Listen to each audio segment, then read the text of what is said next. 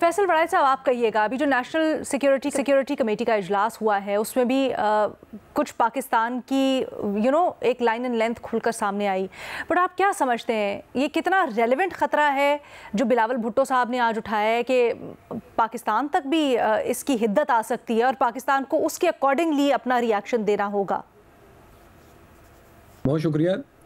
पाकिस्तान के ऊपर जाहिर है, पाकिस्तान के ऊपर वो बिल्कुल आएंगे जिस तरह ईरान के ऊपर आए हैं, क्योंकि जो इसराइल को उन्होंने क्वालिटेटिव एज देना है वो इसके बगैर मुकम्मल नहीं होता कि पाकिस्तान के मिसाइल्स की रेंज जहाँ तक है उस रेंज तक अमेरिका के तमाम एलाइज महफूज हों।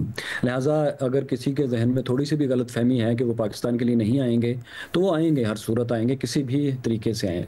ये अलग बात है कि पाकिस्तान की इंटरनेशनल अलाइनमेंट थोड़ी बेहतर है और ईरान की तरह उतना एक्सपोज पाकिस्तान नहीं है जितना ईरान एक्सपोज था, क्योंकि इस ग्लोबल डिसऑर्डर में अब कोई भी रूल तो है नहीं कि एनपीटी साइन करने वाला एक मुल्क जिसकी तमाम साइट्स आईएईए के सामने थी और उनको इंस्पेक्ट कर रहा था और उसी ने इन तमाम लोकेशंस की उसकी एक्यूरेट डिटेल्स अमेरिका और इसराइल को दे दी और आप देखें एक्यूरेटली हर जगह पर हमला हो गया।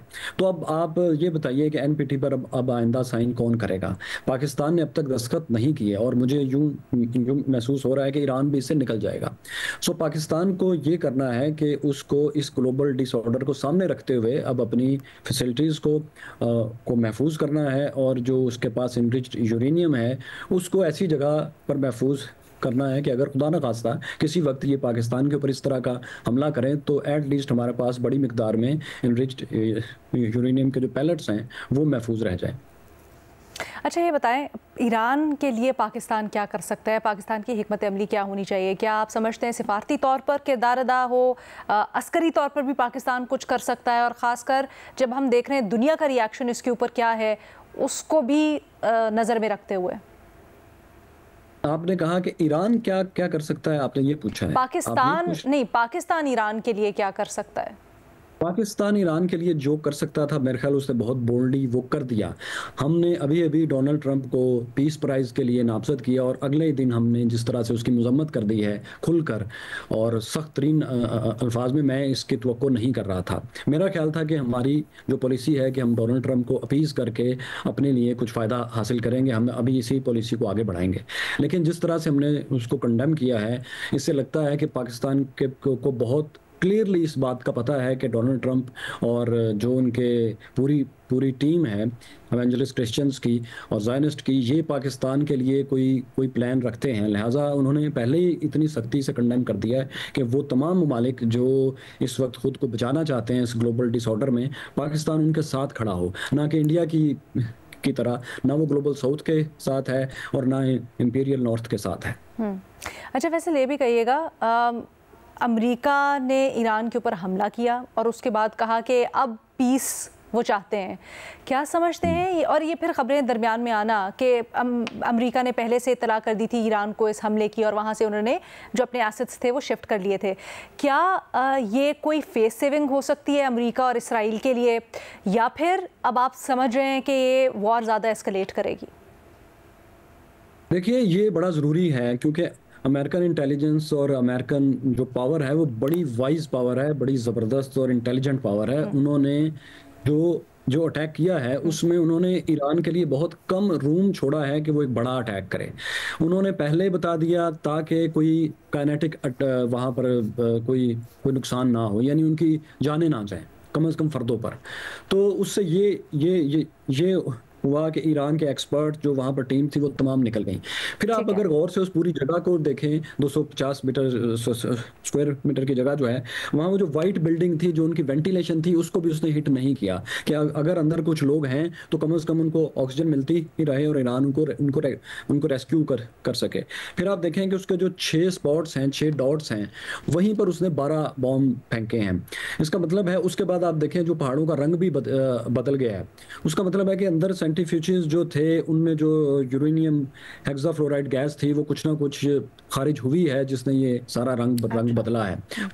इतने बड़े जगह पर इतना ज़्यादा रंग जो एक ब्लूइश वाइट है, ये नहीं बदला जा सकता था। तो उन्होंने एक इंटेलिजेंट मूव की है कि किसी इंसान को कत्ल नहीं किया अब तक की इंफॉर्मेशन के मुताबिक, सिर्फ उस साइट को डैमेज किया है।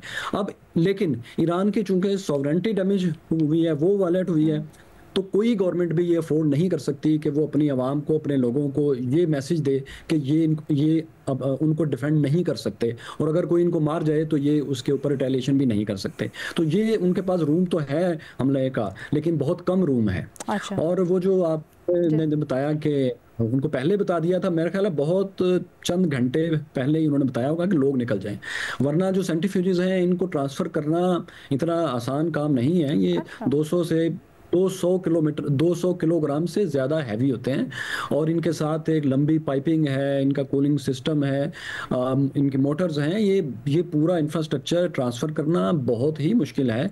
हाँ, जो इनरिच्ड यूरेनियम के पैलेट्स हैं उनको ट्रांसफ़र किया जा सकता है, और मेरा ख्याल है वो उन्होंने कर लिया होगा। तो फिर ऐसा क्यों है फैसल के जो इंटरनेशनल एटॉमिक एजेंसी है वो भी कह रही है कि इलाके में इतनी कोई ज़्यादा उनको न्यूक्लियर रेडिएशन नहीं मिली। अगर यूरेनियम होता वहाँ पर और धमाका हुआ होता तो फिर तो बहुत ज़्यादा रेडिएशन होनी चाहिए थी। देखिए, रेडिएशन का एक है वहाँ पर जो पॉइजनस केमिकल सारे फैल गए होंगे। अच्छा। जो है वहाँ पर सारा हैजार्ड हो गया होगा। अच्छा। वो तो है वहाँ भी। देखिए, वहाँ पर कोई जा नहीं रहा है, हालांकि अभी बैटल डैमेज असेसमेंट होना है, उसके लिए कम से कम अभी तक ईरानियन नहीं गए, और इसराइल और अमेरिका के पास भी कोई इंटेलिजेंस नहीं है। इसका मतलब है कि वहाँ पर बहुत पॉइजनस मटेरियल है। और जो ताबकारी है, देखिए ये एटमॉस्फेयर से वजनी है, भारी है, तो ये सरफेस पर इतनी जल्दी नहीं आएगी। ये हवा से वजनी है, लिहाजा ये नीचे रहती है। तो ऊपर अगर नहीं है तो नीचे बहरहाल चांस है कि हो। जब तक उसका डैमेज असेसमेंट नहीं होगा तब तक आप नहीं कुछ भी कह सकते। और आइए वाले तो अब देखें ना, वो तो एक्सपोज हो गए ना, उन्होंने तो तमाम साइंटिस्ट की लोकेशंस, तमाम प्लांट्स की लोकेशन, तमाम डिटेल्स उन्होंने American. We'll talk more about that, Faisal.